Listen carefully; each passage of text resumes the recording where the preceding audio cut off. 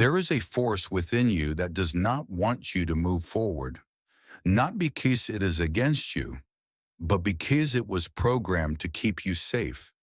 This force does not shout, it whispers. You can try later. It's not the right time. What if it goes wrong? And little by little, without noticing, you begin to postpone your own life. Napoleon Hill believed that the greatest enemy of success is not outside. It is in the mind, in repeated thoughts, in beliefs accepted without question, in fears that feel like truth. But to understand this more deeply, you need to look within. Sigmund Freud spoke of an invisible structure, the conscious and the unconscious. The conscious is what you think you control, but the unconscious is what truly directs you. And it is there that old fears live, unresolved experiences, interpretations you made when you were not yet mature enough to understand. The self-sabotaging mind is born there.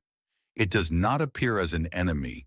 It disguises itself as protection. It avoids exposure. It avoids risk. It avoids stepping into the unknown. But in protecting you from risk, it also prevents you from growing. Hill spoke about fear as one of the most limiting forces. Fear of criticism, fear of failure, fear of rejection. And the most curious part, these fears are rarely real in the present. They are projections, created by the mind, reinforced by repetition, accepted as truth. The self-sabotaging mind creates scenarios: failure before trying, judgment before acting, limits before exploring, and your body responds, as if all of that were already happening. You feel insecurity, anxiety, doubt, and then you step back, not because you are incapable, but because you believe you are.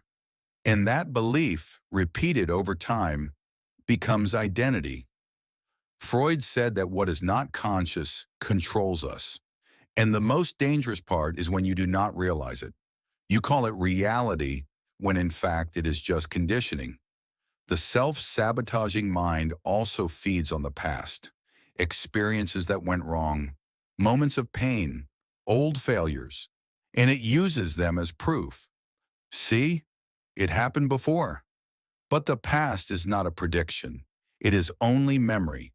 Hill believed that repeated thoughts create results, that what you consistently hold in your mind tends to manifest in your life. But this works both ways, for what builds and for what destroys. If you feed doubt, you harvest hesitation. If you feed fear, you harvest paralysis. The self-sabotaging mind requires no effort. It runs on autopilot. The conscious mind, however, requires choice. It requires you to observe your thoughts, to question your beliefs, to not accept everything as truth, because not everything you think is real. There is a space between thought and action, and in that space your freedom exists.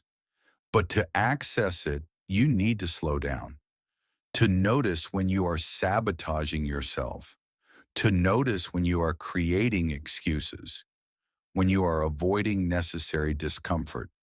Because growth requires discomfort, and the self-sabotaging mind wants to avoid that at all costs. It prefers the familiar, even if it is limiting. It prefers the safety of repetition over the uncertainty of transformation. But there is a simple truth. What protects you too much can also imprison you. The self-sabotaging mind will not disappear, but it can be understood. And when you understand it, you stop obeying it automatically. You begin to choose, to act despite fear, to move forward despite doubt, to not believe everything your mind tells you. This does not remove discomfort, but it changes your relationship with it. You stop being a prisoner and become an observer. And at that point, something shifts deeply. The mind stops being a prison and becomes a tool. In the end, the question is not whether you have a self-sabotaging mind. Everyone does. The question is, will you continue to be guided by it, or will you begin to see it? Because the moment you see it, you are no longer completely controlled by it. And perhaps that is where real change begins.